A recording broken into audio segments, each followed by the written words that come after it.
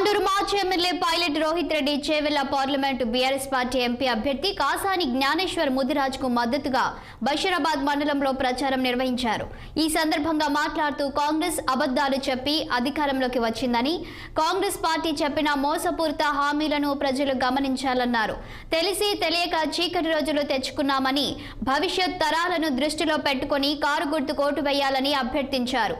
కేసీఆర్ పథకాలు అందని ఇల్లు లేదని, కేసీఆర్ దిగిపోగానే కరెంటు కష్టాలు మొదలయ్యాయని, కాంగ్రెస్ ప్రభుత్వానికి కనీసం ఇంటింటికి తాగునీరు ఇవ్వడం చేత కాలేదని విమర్శించారు. కాంగ్రెస్ నాయకులు గ్రామాలకు వస్తే 6 గ్యారంటీలపై నిలదీయమని పిలుపునిచ్చారు.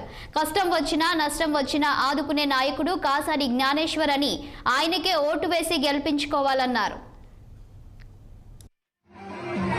మొన్న ఎన్నికల్లో ఏం జరిగింది అనే విషయం మనకందరికీ కూడా తెలుసు. మనము అతి తక్కువ ఓట్లతోని మనం ఓటమికి గురైనాం. మరి దానికి కారణం కూడా మీకు అందరికీ తెలుసు.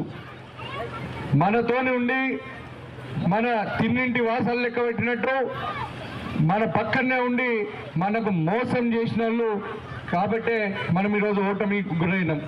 నేను మీ అందరితో విజ్ఞప్తి చేస్తా ఉన్నా, గత 10 సంవత్సరాలుగా కేసీఆర్ గారి ఆధ్వర్యంలో బీఆర్ఎస్ ప్రభుత్వంలో మనం ఏ విధంగా ఉండే, మరి ఇప్పుడు కాంగ్రెస్ వాళ్ళు వచ్చినాక మన పరిస్థితి ఎంత అధ్వానంగా తయారైందో మనం ఒక్కసారి గమనించాలి.